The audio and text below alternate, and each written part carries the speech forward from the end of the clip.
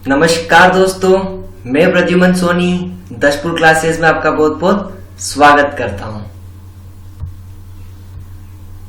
दोस्तों, क्या आपको टैली से डर लगता है या किसी सेंटर पर आपने टैली सीखी है फिर भी आप नहीं सीख पाए? क्या आप कॉमर्स की स्टूडेंट नहीं है या आपको मैथ्स नहीं आती? अगर इसलिए आपको लगता है कि आप टैली नहीं सीख सकते तो यह सारी बातें आप अपने दिमाग से निकाल दीजिए और इस वीडियो को देखने के बाद जरूर आपका कॉन्फिडेंस बिल्ड होगा और टैली से रिलेटेड आपकी सारी चीजें क्लियर हो जाएगी।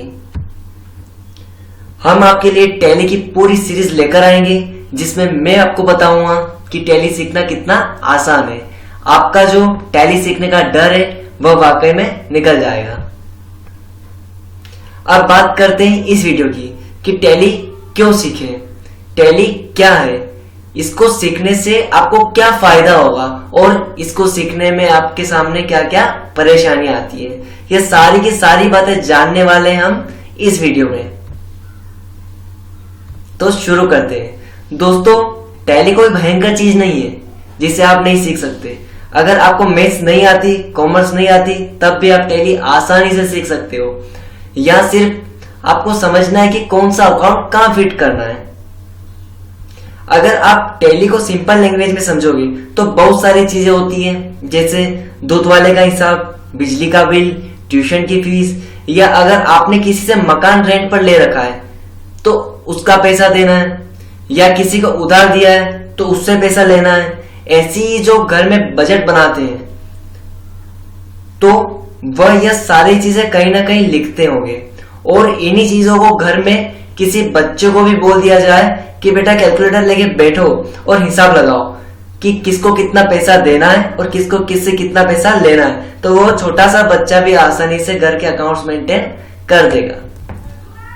तो दोस्तों, सबसे पहले जान लेते हैं कि टैली क्या है।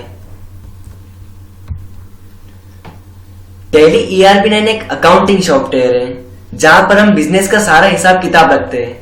पुराने जमाने में अगर आपने देखा होगा कि आप किसी भी व्यवसाय में गए होंगे तो वहां पर एक मुनीम जी बैठे रहते हैं और वह सारा हिसाब किताब लिखते हैं, क्योंकि बिजनेस में आप प्रॉफिट एंड लॉस का पता तभी लगा पाएंगे जब आपने सारी चीजें कहीं नोट करी हो, आपको पता हो कि आपने क्या बेचा है, क्या खरीदा है, क्या चीज बेचने से आपको क्या फायदा मिला है और कौन कौन से लोग आपसे उधार लेकर गए हैं, किस किस ने पैसा वापस कर दिया है, क्या क्या खर्चे हुए।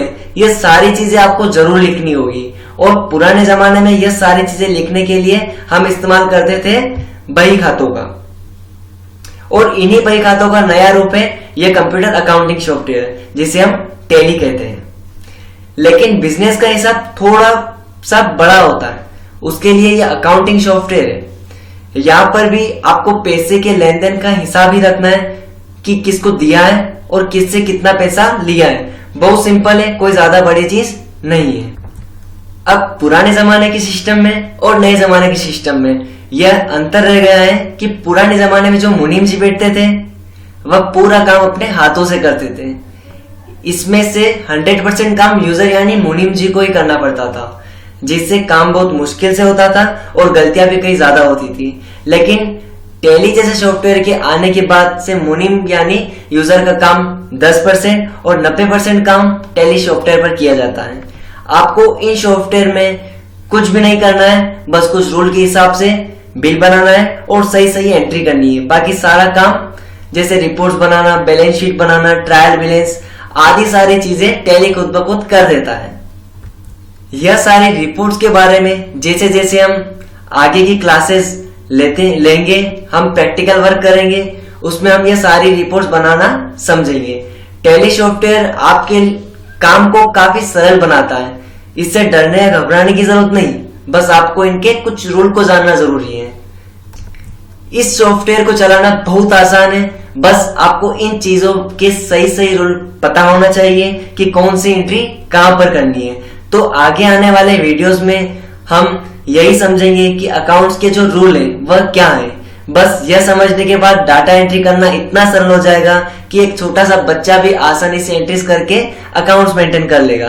तो मैं आशा करता हूं कि आपको यह वीडियो पसंद आया होगा और इस वीडियो को सुनने के बाद टैली से रिलेटेड सारी चीजें आपकी क्लियर हो चुकी होगी। अगर आपको ये वीडियो पसंद आया है तो प्लीज लाइक करें, सब्सक्राइब करें, शेयर करें। अगर आपने इससे पहले वाले 2 वीडियोस नहीं देखे तो प्लीज वो भी देखिए, जिससे आपको आगे आने वाली क्लासेस अच्छे से समझ में आएगी। ठीक है, मिलते हैं अगली क्लास में, तब तक के लिए धन्यवाद।